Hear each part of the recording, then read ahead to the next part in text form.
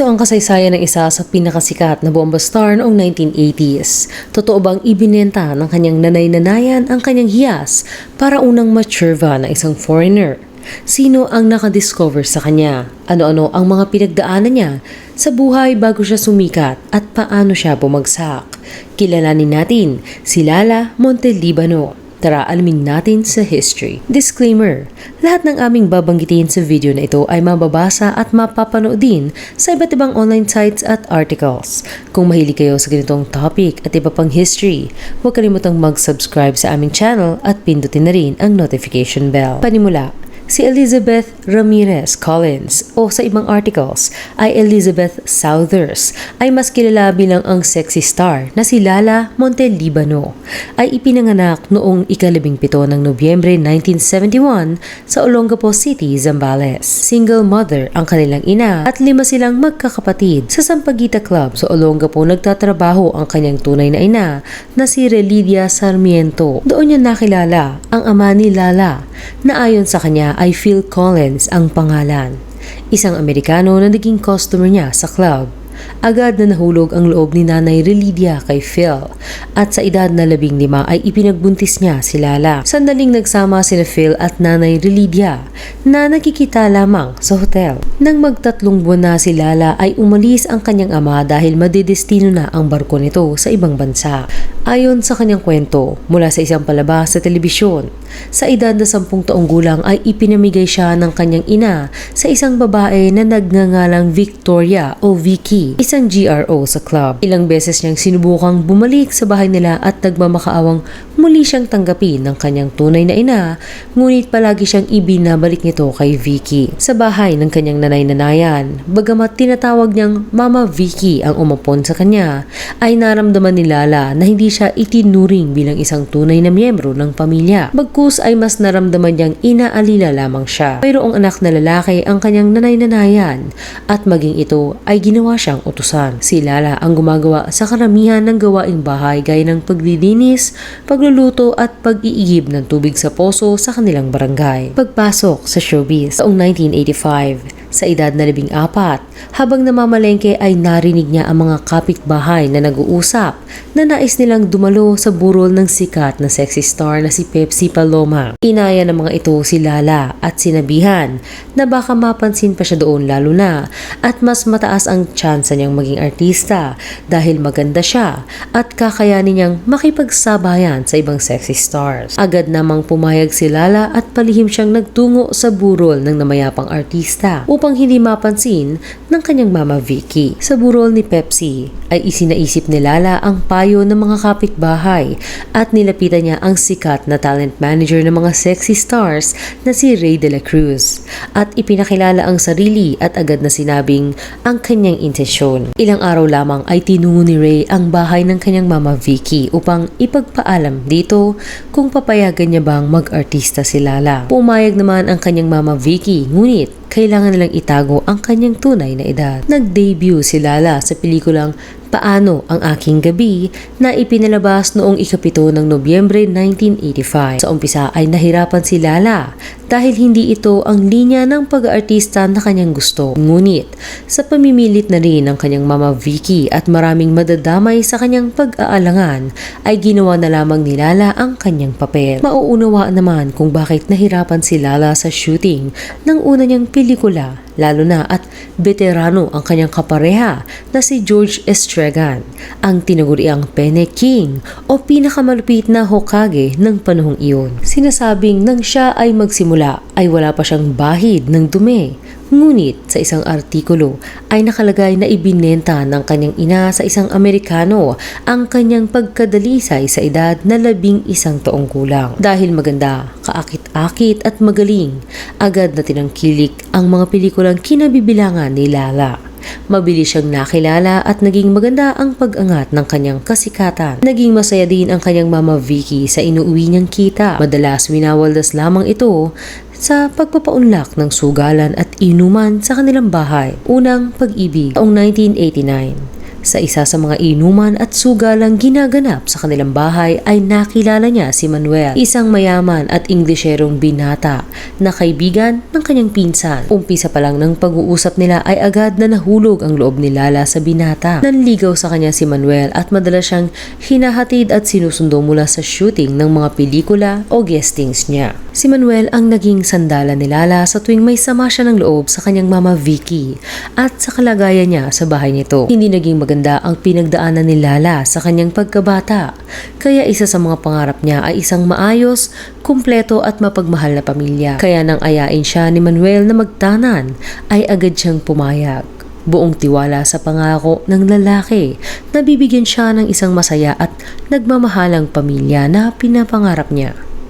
Ito na rin ang kanyang pagkakataon upang matakasan ang sitwasyon niya sa bahay ng kanyang mama Vicky na patuloy sa pagtrato sa kanya bilang alila at patuloy lamang na winawaldas ang kanyang kita. Sa araw na magtatanan sila ay palihim na lumabas si Lala sa likurang pinto nila kung saan naghihintay si Manuel. Nahuli pa siya ng kanyang mama Vicky, ngunit matagumpay siyang nakuha ni Manuel at inuwi sa kanilang bahay. Sa edad na 18 ay sumama si Lala kay Manuel at tuluyang tinalikuran ang showbiz. Si Manuel ay galing sa mayamang pamilya. Kasama niya sa malaking nilang bahay ang kanyang ina at ilang mga katulong. Pumayag ang ina ni Manuel na doon tumira si Lala, ngunit tuwing wala si Manuel ay malamig ang pakikitungo nito kay Lala. Tinapat siya ng ina ni Manuel na hindi siya kailanman tatanggapin ito, ngunit pumapayag siyang manatili doon si Lala dahil gusto ng kanyang anak. Nang lumaon ay nagdalang tao si Lala sa una nilang anak ni Manuel na nasundan agad ng isa pa. Naging mapagmahal ang ina ni Manuel sa mga anak ni Lala. Ngunit, hindi nagbago ang malamig na pakikitungo nito kay Lala.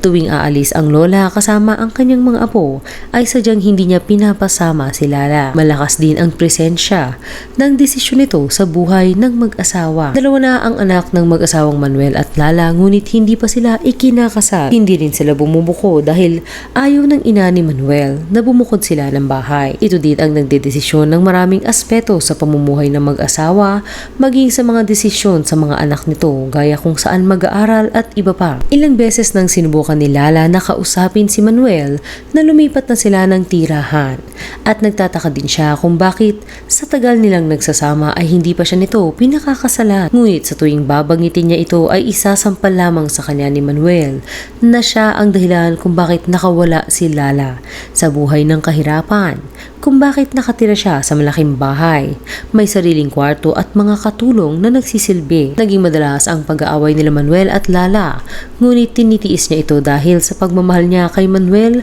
at lalo na sa mga anak nila. Hanggang isang araw ay narinig niyang may kausap si Manuel sa telepono. Nagduda si Lala sa patagong paraan ng pakikipag-usap nito, kaya pinakinggan niya sa isa pang linya ng telepono sa bahay. Dito ay narinig niya na mayroong kalaguyo si Manuel. Matapos ang pakikipag-usap ni Manuel sa telepono ay agad siyang kinumpronta ni Lala. Ngunit matapos ang sandaling pagtatalo na umabot sa sigawan ay iniwan na lamang siya ni Manuel. Humingi ng tulong si Lala sa ina ni Manuel, ngunit imbis na tulungan siya ay sinabi nitong si Lala ang kabit. Dahil matagal nang kasal si Manuel sa kausap nito sa telepono. Gumuho ang mundo ni Lala at nagdesisyon ng umalis sa bahay nila kasama ang dalawang anak. Sinubukan siyang pigilan ni Manuel, ngunit buo na ang loob ni Lala. Bumalik si Lala sa bahay ng kanyang mama Vicky na dinatnan niyang mukhang pagod at nag-iisa lamang. Halos hindi niya nakilala ito. Iniwan ito ng kanyang anak na matapos mag-asawa ay umalis na ng tuluyan. Nakiusap si Lala sa mama Vicky niya kung maaari ba siyang makitira doon pansamantala at pumayag naman ito. At sinubukang makabawi kay Lala dahil sa mga dinanas nito sa kanyang kamay noong siya ay nakatira pa doon. Nagbago ang relasyon nila, naging mas maayos at mapagmahal sa isa't isa. Ilang buwang nagtago si Lala sa bahay ng kanyang mama Vicky at iniwasan si Manuel. Ngunit, nang medyo humupa na ang kanyang galit ay pumayag na siyang makipagkita dito upang pag-usapan ang pagbibigay nito ng sustento sa mga bata. Minamadali siyang papirmahin nito ng isang kontrata at sinabing magiging katunayan ito na walang makukuhang ari-arian si Lala at tanging mga sustento lamang ng bata ang matatanggap niya. Wala namang balak maghabol si Lala sa ari-arian ni Manuel, kaya tinanggap niya ang paliwanag nito at pumirma sa papel nang hindi nito binabasa. Ngunit lumipas ang ilang araw ay kinuha ni Manuel ang mga bata, dala ang papel na pinirmahan ni Lala kung saan nakasaad na isinusuko na niya ang karapatan niya sa mga bata. Laking gulat na lang ni Lala.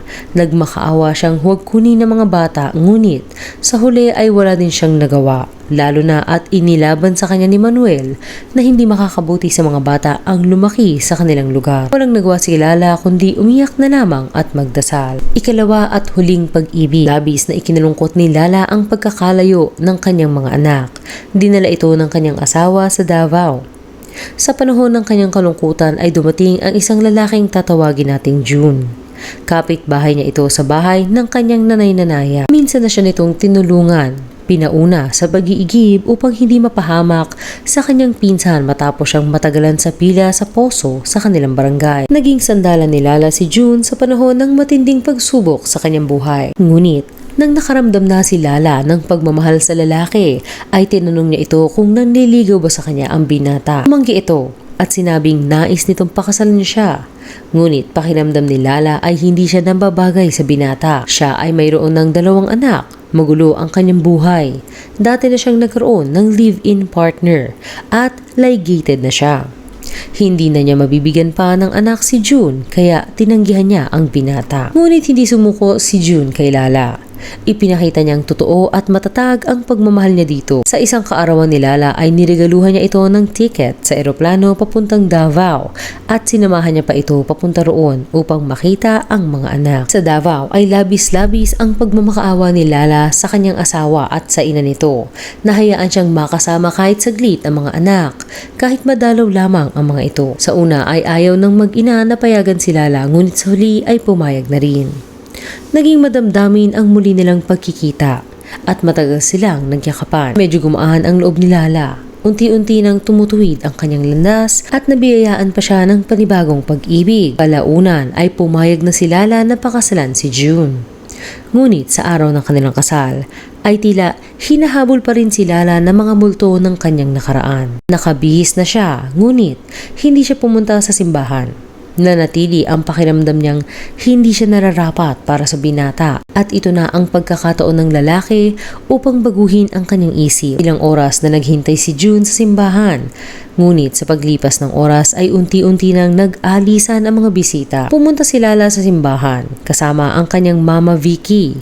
Wala ng tao sa loob, ngunit hindi nagtagal ay nagpakita si June. Isang pagpapakita ng paninindigan sa kanyang pagmamahal kay Lala. Sa huli ay nagpakasal ang dalawa at masayang nagsama. Mga pagsubok at muling pagbangon.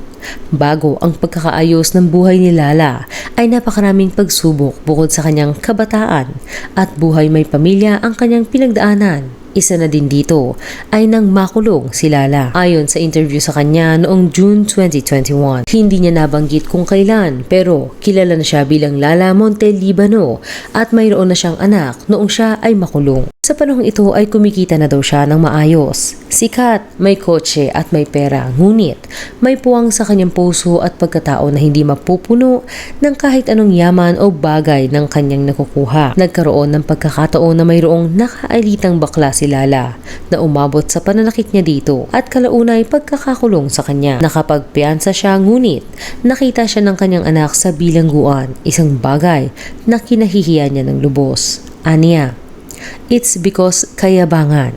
Kasi Lala Montelibano, di ba? So akala mo pag Lala Montelibano ka, syempre may lakas ka, meron kang pera, pwede kang manampal. Nanampal po ako ng bakla.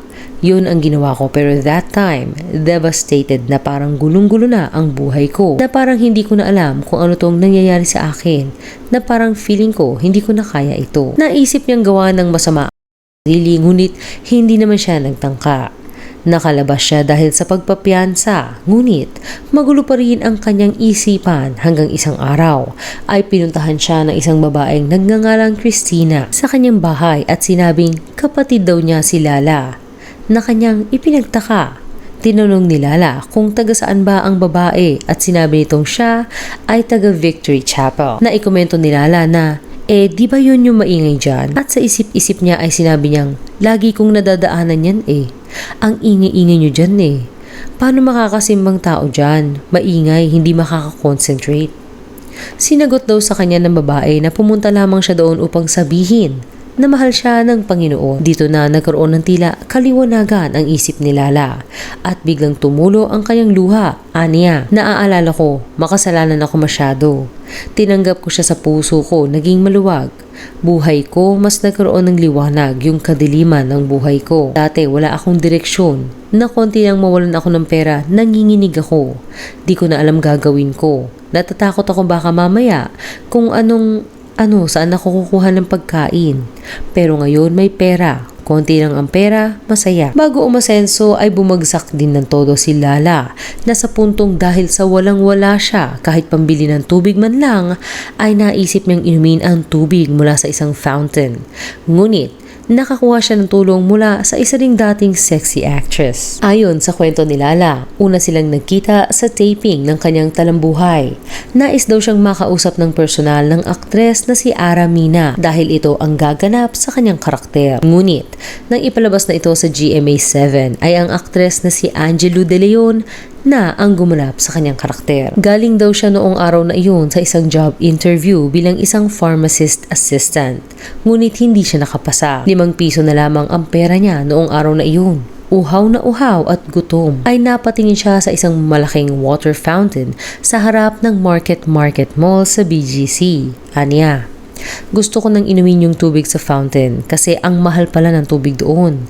Wala akong pambili. At parang walang makakita sa akin, may nakita akong bottled water. Gusto kong kumuha ng tubig sa fountain kasi talagang gutom na ako. Sa kanyang pagmumuni-muni ay bigla na lamang siyang nilapitan ng isang hindi nakikilalang babae at inabutan ng 1,000 piso. Nang tanungin niya ang babae kung bakit siya binigyan ito ng 1,000, ay sinabi na lamang nito na isipin lamang niya na ito ay ibinigay ni Lord at mayroong pang darating. Sa kanilang pag-uusap naman ni Ara, para makilala siya upang magampanan ng ayos ang kanyang karakter, ay kinamusta din ni Ara ang personal niyang buhay. Nasabi niyang wala siyang trabaho ngayon at agad siyang inalok ni Ara ng trabaho kung kanyang gugustuhin. Nangangailangan din noon si Ara ng sales lady na tatao sa kanyang kiosk sa isang mall para sa kanyang beauty products na Ara's Secret. Agad naman itong tinanggap ni Lala. Bukod sa trabaho ay binigyan din siya ni Ara ng matitirahan kasama na pati mga kagamitan sa bahay gaya ng kama, unan at iba pa. Nang tuningin si Ara kung bakit niya naisipang tulungan si Lala gayong hindi naman sila magkakilala nito, ay nangingiyak niyang sinabi na dati itong artista at naaawa siya na makikita lamang ito sa kalye, walang trabaho at hindi makauwi. Nasabi din kasi sa kanya ni Lala na nais muna nitong makapagtrabaho sa Manila bago umuwi sa kanyang mga anak na nasa Davao. Naging mabuting amo daw sa kanya si Ara. Maging malaki o mababa man ang kanyang benta. Ngunit dumating ang panahon na nagkaproblema ang anak niya sa Davao kaya kanailangang umuwi ni Lala at nagpaalam na kay Ara. Kahit papano ay nakaipon naman daw siya bago bumalik ng Davao. Sa ngayon ay nagtatrabaho na sa real estate si Lala at kasalukuyang pasado ng kursong nursing at nagpaplano ng kumuha ng board exam pagkatapos niyang mag-review. Sa kasalukuyan ay maayos na din ang relasyon nila ng kanyang tunay na inang si Relidia Sarmiento. Hanggang dito na lang. Kayo, anong masasabi nyo sa kasaysayan ni Lala Montelibano? I-comment lamang ang inyong opinion sa ibaba. Salamat sa panonood. Huwag kalimutang mag-subscribe sa aming channel at i-click na rin ang notification bell. Hanggang sa muli.